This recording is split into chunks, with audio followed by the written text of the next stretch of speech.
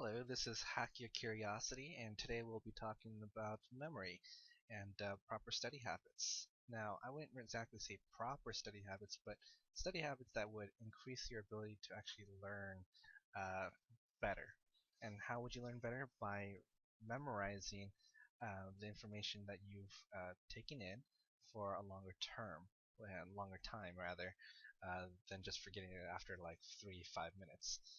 So let's talk about the memory a little bit. So basically, here's a little model, the Badley Hitch model, and to show us how it works. Basically, you have some sort of stimulus. Okay, so an input comes in, and it hits your sensory memory. Basically, things that are memorized in the short term, and either it can decay right away, where like if, for example, like a phone number, or if you paid more attention to it, it would go into your working memory, where your working memory is where you modify the information that you just that you just took.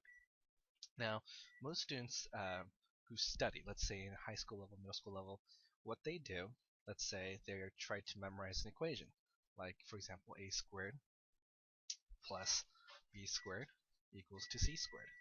So this is the formula for Pythagorean theorem. Okay, so the idea is that this is an informational fact where they have to know an actual piece of information for an equation. This is factored into a different form of memory. This one is factual memory, one where they can just retrieve it and they can just try to come up with a mnemonic to help you memorize that equation. There is another form of memory, what we can call is usage memory. When to apply it, when to use it, and just how to use that information. So there's two parts to this, which we have to really realize here, and both of these memories gets sent to the long-term memory, or that's where we hope for it to go, which is a long-term memory. Now here's the interesting thing. The first time you memorize this is the first time the student actually works on a problem like the Pythagorean theorem, that whole memory gets consolidated. Consolidated means that it pretty much consolidated means that the memory itself has been imprinted physically onto proteins into your neuron. Okay, now here's the very interesting thing about human memory. When a memory gets consolidated, it is not permanent. Okay, we like to call it plastic because it has the ability to get manipulated. The factual details may still be there, but the additional information that goes with that factual memory may be manipulated. Okay, which is why most students who do study for a test, let's say, only know part of the information but not the whole information, which is why a lot of students can get the information wrong because they applied it incorrectly. We call this process reconsolidation. Okay, so in reconsolidation, they take the memory that already exists and make a few modifications to it that helps them to improve the memory. Now, the proper way to reconsolidate the memory that was placed in the first place is by relating it, the information uh, to to additional um, additional types of memories. And what do I mean by that? Well, I mean, let's say that you have to memorize a squared plus b squared equals c squared. Well, instead of just thinking of that equation, now you relate that to the image of a triangle. So you implement the visual image of a triangle, and not just any triangle, but a right triangle. Maybe the first thing that comes up when you think of Pythagorean theorem is a a red right triangle block. Okay, so you have more of a visual image of a triangle block that's red in shape, made of wood, right? Maybe another way to reconsolidate this by adding more information to it is by thinking of, let's say, the shape of buildings. And some buildings have a triangle shape on it so that you can visualize that in your mind. This is what I would call a web.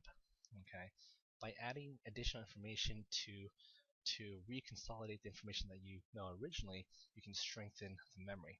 At the same time, there are so many stimulus in our environment that can contradict this reconsolidation.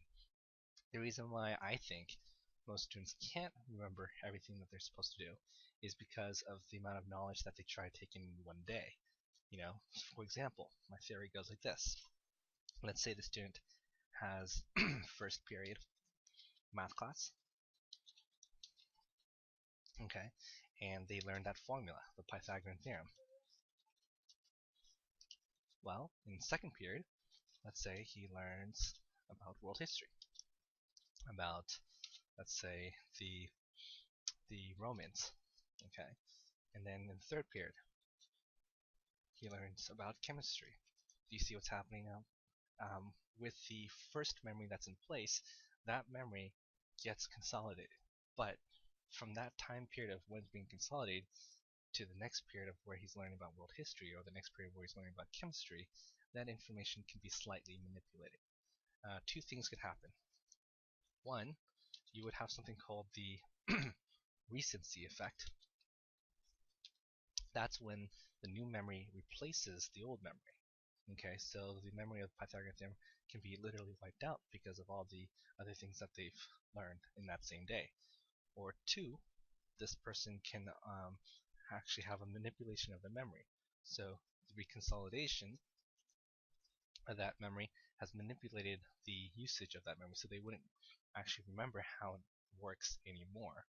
And so those are the two things to look out for. And when it comes to memorization in general, especially at the high school and the middle school level, what students need to do is they need to follow up with what they learned in the day, in the same day that they've learned the material.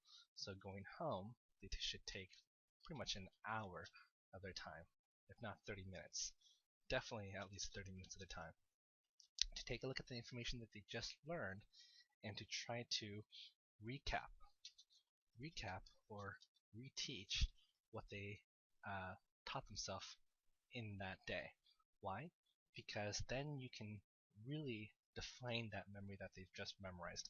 They can definitely consolidate the memory and be able to hold it into their long-term memory just for that day. Okay? And what happens is that because reconsolidation happens on the memory, in order to get the confidence level to really understand the concept, they should go over that same technique and apply application problems to it to really have a grasp of the material. And that is my theory of memory consolidation. And when it comes to learning, these are some of the things that I believe that actually happens. If you want to have a discussion of this, go ahead and then type a comment in the box and go ahead and just argue with me. I love arguments. And if you like this type of video and this type of channel, go ahead and like and subscribe, and I'll be making more. Thank you.